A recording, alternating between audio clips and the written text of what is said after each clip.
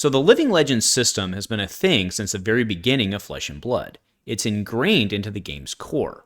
All players know that their favorite heroes will eventually leave their formats. When Prism left, it certainly impacted a large number of folks, but it hasn't been until this year that the LL system has really started to hit home. Add in the absolute freaking bloodbath in Blitz right now, and it's becoming rapidly clear to the community that the time of being a hero main are over. Instead, the future likely for us lies in being a class main. A huge shout out to our channel members for supporting what we do here.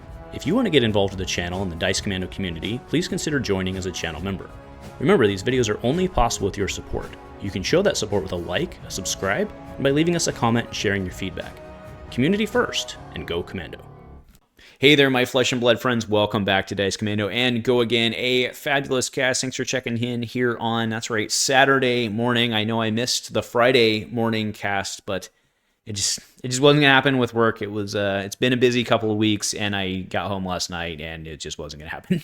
So thank you for bearing with me on that, and I appreciate it. So today, that's right, I am talking the Living Legends system a little bit, but primarily how it's really more about how the Living Legends system is shaping our culture, right? And, I do want to throw a disclaimer out there, right?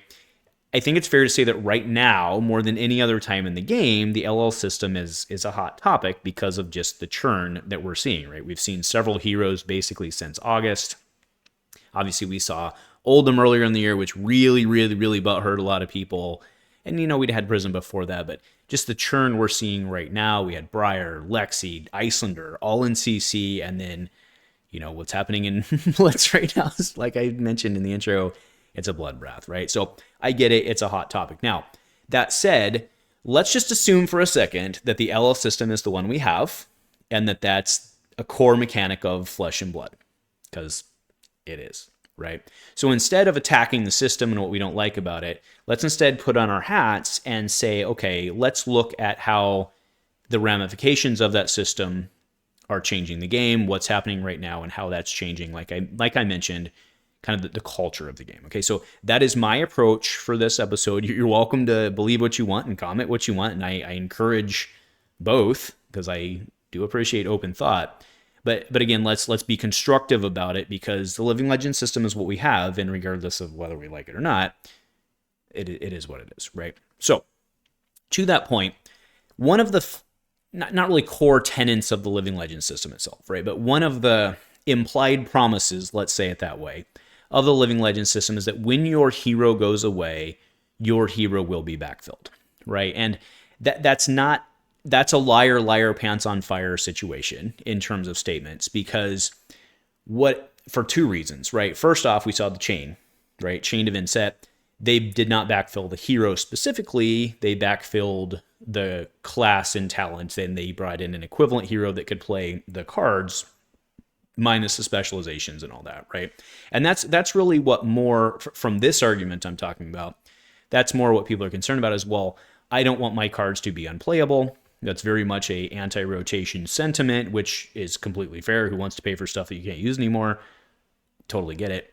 Right? So from the anti-rotation sentiment, that's kind of the implication there is, well, your cards will continue to be playable. Now, obviously, that doesn't translate to 100% of the cards 100% of the time, leading into my number two part of why this is kind of a little bit of a liar, pants on fire situation in terms of what I said, not what LSS said, let's be clear, but your hero will be backfilled.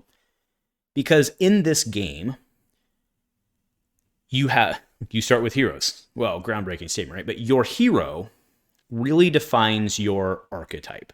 And I don't mean archetype like aggro mid-range control. I mean, I do, but it also defines the playstyle within. Your hero also defines your playstyle within said archetype, right? Chain work, right? OG Chain works a certain way. OG Kasai works a certain way. And that therefore gives you, regardless of what you can technically put in your deck, it doesn't mean that those cards are quote unquote playable if you change the hero, right? And I'll go ahead and I have an order and I have slides, but we'll go ahead and skip ahead, right? Kasai is a hot topic right now, as we just saw the new adult Kasai, and translate that from OG Kasai, who just rotated out last weekend as of when I'm shooting this. And you have a very clear copper versus gold thing going on there, right? So, Is Blood on Her Hands still playable? I mean, sure, it's still technically playable, right? But is the strategy there, right? And it certainly works differently, right? And I think that's kind of where I'm driving at more in this cast, this video, is that we really need to, for so long, I mean, for many of these heroes, they've been in the game for 3-4 years, right? And in fact, ironically, some of the OG heroes aren't even really close yet, right? So some of them have been in the game for a long time. That doesn't mean they've been driving the meta and all that, right? But you look at someone like Dash has been in this game a long time, has done and I'm talking in CC, well, in both actually, but Dash has been in the game for a long time, is doing relatively well on the LL leaderboards. She's not like quite close to going away, not like some of the other ones who were like less than a year. Like I think Iyslander was probably, I haven't done the exact math, but I mean, she won Worlds and then got out slightly after Worlds, and I think she released in August. So she was probably like 14, 15 months, something like that, right? So, you have a very big disparity of being around for nearly 5 years. Anyway, that's neither here nor there, right? Well, it is here nor there in terms of the argument and in terms of the playability. And especially like Iyslander is a good example, or Oldhim or whatever, looking at the area heroes, like it's probably going to be a while before we revisit Ice, I would think, because unless they've already got in the pipeline, but they probably need to revisit that and that whole card pool and see what they're going to do there. But we'll let the smart designers do their thing. Okay. Now, so back to kind of my main argument of the hero defining the archetype and how you play within the archetype. Let's look at something like Prism, for example, right? Prism, the OG Prism, she went away. She actually went away in 2022. Again, much to the chagrin of many, many, many fanboys. And fair enough. And if you look at New Prism, which was released, I think it was July this year, right, in Dusk Till Dawn, alongside Vincent, actually who we've already talked about, it's not the same, right? Are your cards still playable with Prism Awakener of Soul? Of course. Of course they are. But it's a very different manner of playing, right? This Prism is very focused on the heralds and the angels. I mean, the heralds functionally enable the angels, right? As opposed to Prism before, who was really just a vehicle for Luminaris and doing stabby stabs. Prism Awakener Soul works very differently. So if you are a Prism main, right, and you're like, okay, Prism went away, but I'm getting Prism back, you didn't really get Prism back, right? And that's not a bad thing. You don't want a carbon copy of it, right? Again, that's not a bug. It's a feature, but it doesn't bring back one-to-one what you lost, right? No, and again, nor should it. But it takes away that thing of being a hero main. So you don't really sit down. Like, I think this is a great example, the Prism thing. Does a Prism player today identify still as being a Prism main? I don't think so. Maybe they moved on to Dromai, or maybe they moved on to something altogether. And the reason that I said in the beginning that I think you're done being a hero main, because of exactly the argument I just made, but you will become a class main, is primarily because of just the financial interest in it, right? If you are going to drop, it used to be like, I don't know what the footsteps are these days, probably less, but probably not too much less, but they used to be like $120. If you're going to have a footsteps, you are more likely to stay within the illusionist class. If you have a build out for warrior, you're going to stay within the warrior class. If you have a build out for guardian, blah, blah, blah, blah, blah, blah, blah. You'll get it. Mask of Momentum. Good card. A lot, actually, again, I don't know how expensive it is today, but if you spent significant investment to buy a Mask of Momentum back in the day, you are more likely to stick with Ninja, or at least it facilitates you getting into Ninja because you don't have to drop a ton of money to get there, right? So I do think what we're going to see by and large over, especially now that heroes are starting to just accelerate the rate at which they go, you're going to be seeing folks gravitating away from being a Prism main, from being a Kasai main, into being a class main, just because it's functionally and financially easier for them to do it, right? Because again, they're not, Prism is not an equivalent hero to Awakener of Soul, right? The cards are playable, but are they really? No, they play differently, right? And, to that point, the Dash situation has been very interesting in this last set, If you look at OG Dash versus Dash IO, which, by the way, Dash IO is a phenomenal hero, right? And I don't mean necessarily in performance. I know she's done very cool things. I think it's a really cool hero for the game. That is my personal opinion. I know others think she's broken. Maybe she is broken. I just think she's really neat, right? I'm an old man. I can say neat. It's fine. I think it's a neat hero, right? But you look at these two. These are not the same hero, right? So if you're to say, well, I'm a Dash main, and to be fair, most people before probably said they were a mech main, right? Because Datadol didn't really count until this last set, in which Datadol is actually pretty cool now, right? Well, I mean, she was always cool, but she's like doing things now, okay? But another aside, right? Dash and OG Dash and Dash IO or Database Dash, whatever, they're not the same, right? And even like card pool, actually, this is a great example card pool wise, because look at Induction Chamber, right? When Dash Inventor Extraordinaire goes away, so will Teclopistol. Doesn't that mean that Induction Chamber, and granted, you don't know what they're going to print, but functionally, when Dash goes away, Induction Chamber is basically worthless, right? Right? I mean, you're not really going to, I'm not saying you can't play it, but you're not going to play it. And I think that's a great example. Actually, I do think that's a good example to kind of drive home my point is just because the card's technically playable, meaning it's under Andrew's definition, well, when you lose your hero, you will get a backfill. And again, that's not what they said. That's why I'm paraphrasing it, right? But that backfill is going to be a flavor backfill, not necessarily a in-game backfill, so that everything's playable.